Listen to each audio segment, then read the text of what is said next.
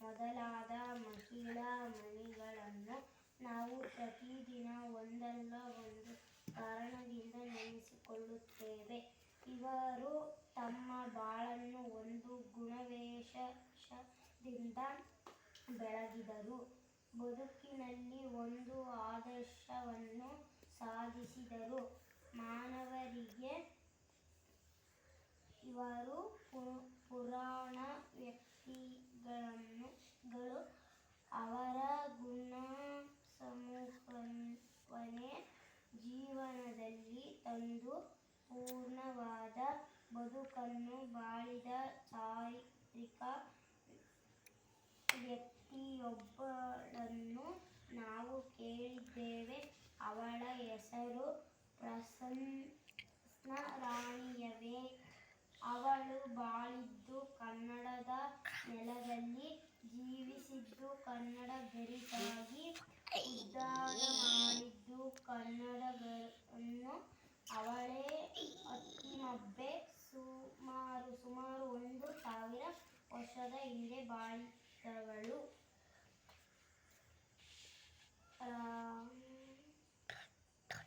ರಾಷ್ಟ್ರಕೂಟರ ಪ್ರಸಿದ್ಧನಾದ ರಾಜ ಮುಮ್ಮಡಿ ಕೃಷ್ಣ ರಾಜ್ಯ ಭಾರ ಮಾಡಿದನು.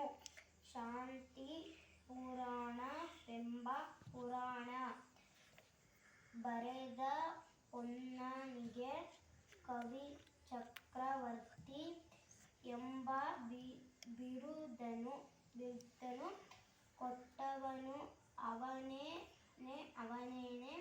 ಆದರೆ ಪೊನ್ನನಿಂದ ಶಾಂತಿ ಪುರಾಣವನ್ನು ಬರೆಸಿದವರು ರಾಷ್ಟ್ರಕೂಟ ಕೃಷ್ಣನ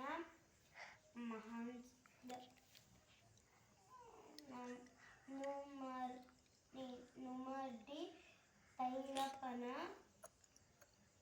ಮಲ್ಲಪ್ಪ ಪೊನ್ನಮಯಂದಿರು.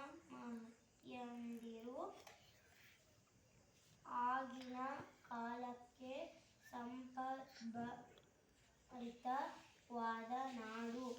ಅದೊಂದು ಸಮೃದ್ಧ ಭೂಮಿ, ತುಂಬಿದ ಕಾಲುವೆಗಳು, ಬೆಳೆದು ನಿಂತ ಗದ್ದೆ ತೋಟಗಳು, ಪುಷ್ಪೋದ್ಯಾನಗಳು,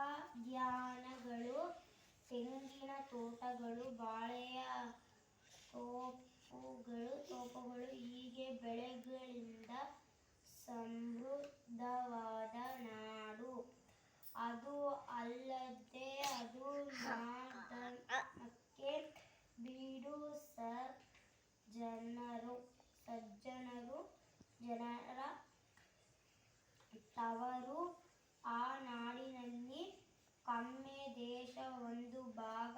ಆ ಭಾಗದ ತಿಲಕಂತಿತ್ತು ಪುಂಗನೂರು. ಅದಕ್ಕೆ ಒಡೆಯನೆಂದರೆ ನಾಗಮಯ್ಯ. ನಾಗಮಯ್ಯ ಬಹುಶ್ರುತನಾಗಿ, ವಿದ್ಯಾನಿಧಿಯಾಗಿ, ಯಾಜ್ಞವಲ್ಕ್ಯ ಸದೃಶನಾಗಿ ಕೀರ್ತಿ ಗಳಿಸಿದನು. ಅವನ ಸ್ನೇಹಿತನೇ ಜಿನಚಂದ್ರ ಮುನಿ. ನಾಗಮಯ್ಯ ಸಂಸಾರಿಯಾದರೂ ವ್ರತಶೀಲ. ಮುನಿಮಿತ್ರನ ಪ್ರಭಾವವೇ ಇದಕ್ಕೆ ಕಾರಣ. ಅವರ ಮಕ್ಕಳೇ ಮಲ್ಲಪ್ಪ, ಪೊನ್ನ